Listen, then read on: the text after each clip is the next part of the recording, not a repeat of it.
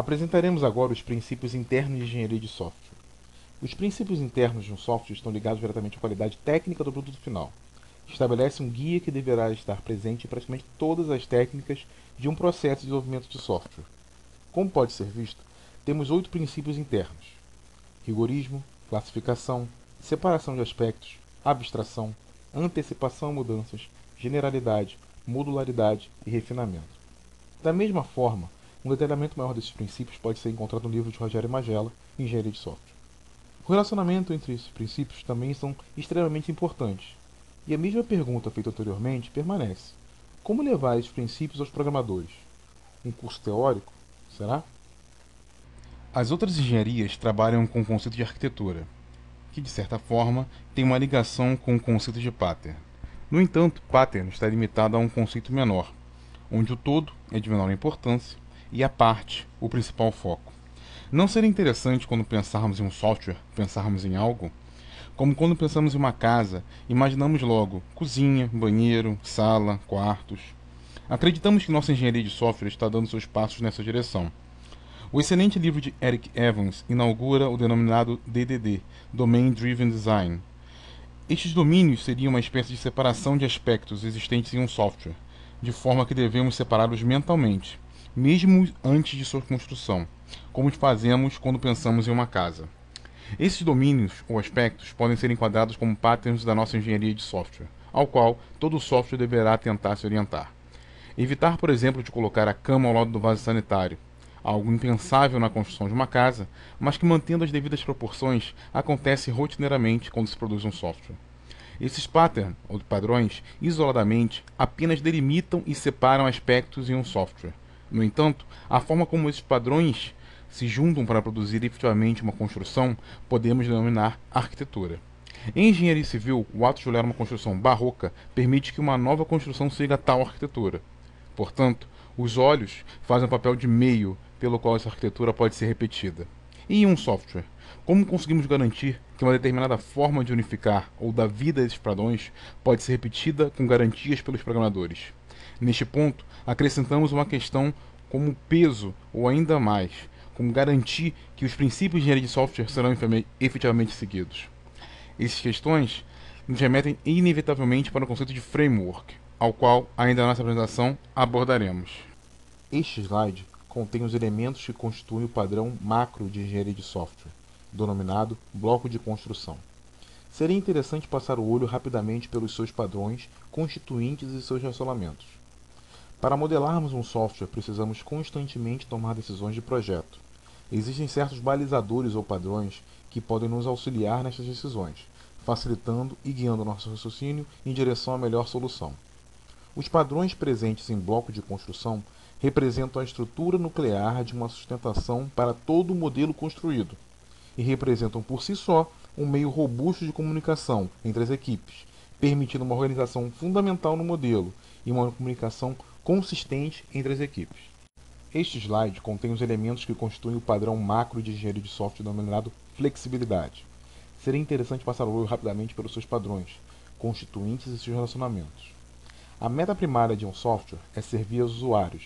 No entanto, antes de servir ao usuário, um software deve servir aos desenvolvedores. O modelo flexível é o complemento necessário a todos os modelos. Através de iterações e de novos insumos, o material deverá ser transportado para o modelo, sem forçar nenhuma estrutura, de forma simples e clara. No entanto, onde efetivamente queremos chegar com essas palavras e conselhos? Que técnica ou forma de trabalho nos levará a um modelo flexível? O desenvolvedor atua em 2 papéis. Em primeiro lugar, ele é cliente de um modelo. Portanto, deverá ser capaz de forma rápida, simples e clara navegar pelo modelo e mentalmente orientar sua solução de forma a representar cenários de forma flexível com o modelo existente. E em segundo lugar, o modelo deve permitir com relativa facilidade a alteração e inserção de novos conceitos, também de forma rápida, simples e clara. Cumprindo essas metas, teremos um modelo flexível. Este slide contém os elementos que constituem o padrão macro de engenharia de software denominado contexto. Seria interessante passar o olho rapidamente pelos seus padrões, constituintes e seus relacionamentos. Um modelo deve ser consistente, ou seja, seus elementos devem ter o mesmo significado em qualquer contexto de software, e não devem existir regras contraditórias para o mesmo elemento. Um modelo consistente representa um modelo unificado. Unificação é um axioma de qualquer modelo. Assumimos que a total unificação de um grande modelo de um grande sistema não é viável, nem leva a um custo-benefício favorável. Problemas de coordenação de todos os tipos, problemas especializados que não podem ser satisfeitos levando o usuário a controles paralelos, ou por outro lado, se tentarmos satisfazer a todos, cairemos em um modelo extremamente complexo, representando alguns determinantes para esse posicionamento. Sendo assim, é necessário de uma forma de delimitar a fronteira do que será unificado e do que não será unificado, do que representa o contexto do modelo e do que não representa. Os padrões do contexto visam definir técnicas para reconhecer, comunicar e escolher os limites de um modelo e seu relacionamento com outros modelos. Este slide contém os elementos que constituem o padrão macro de engenharia de software denominado destilação. Seria interessante passar o olho rapidamente pelos seus padrões constituintes e seus relacionamentos. Destilação representa o processo de separar os componentes de um modelo que representam a essência do domínio do negócio, de forma a tornar o modelo tanto útil como valioso e proteger suas partes de acordo com seu valor. Um modelo representa conhecimento destilado.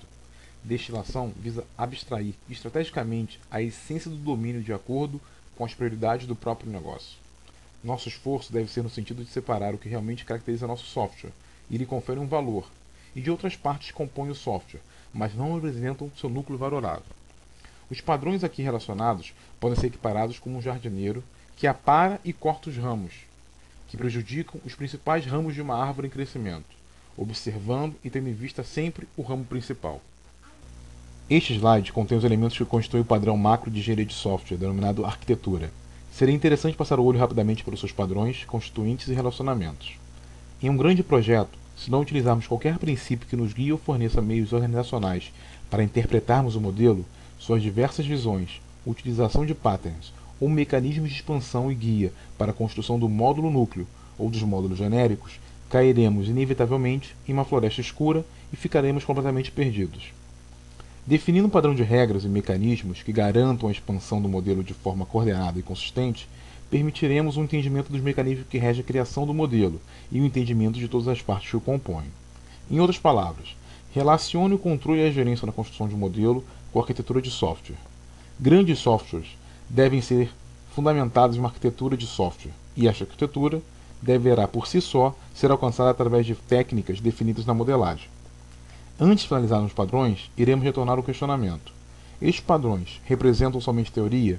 Existe aplicabilidade para esses padrões? Em outras palavras, como o programador pode realmente se beneficiar desses padrões? Ora, se os princípios e padrões pudessem ser utilizados de alguma forma pelo programador, daríamos um salto na qualidade de software. Isso seria possível ou é somente uma teoria? CBD, ou Component Based Development, é uma forma de desenvolvimento de software praticamente desconhecida no Brasil. Muitos acreditam que componente é um objeto grande da orientação a objetos, ou apenas um binário de código encapsulado. A teoria de CBD é apoiada por outra de maior escopo, denominada CBSE, ou Component Based Software Engineering. É estranho aos desenvolvedores brasileiros. Isso porque nenhum livro de CBD ou CBSE foi traduzido para o português. A nosso ver, somente utilizando componentização poderíamos atingir nossos objetivos. Talvez, contrariando alguns dos profissionais, decisivamente a orientação a objetos não é suficiente para nos trazer inúmeros benefícios. Infelizmente, este não é o fórum para entrar na teoria dentro e demonstrar as diferenças fundamentais que norteiam a teoria de componentes. Importante ressaltar que usamos orientação a objetos desde 89, passando por várias linguagens, desde Assembly, C++, Smalltalk, entre outros. Nosso pensamento final pode ser resumido testificando que o melhor dos mundos seria utilizar componentização e orientação a objetos. De forma diferente dos compromissos anteriores, fundamentados em ciência da computação, os compromissos da componentização estão fundamentados em engenharia de software, como pode ser visto no slide. É importante salientar o compromisso da engenharia de software aplicada com o ROI, ou seja, retorno de investimento. Para a engenharia de software aplicada, os elementos fundamentais que devemos atender não são técnicos, sendo os principais alta produtividade, rapidez nas mudanças, facilidade de manutenção, proteção arquitetural, garantir o retorno de investimento, qualidade na construção, robustez, solidez ou autodisponibilidade.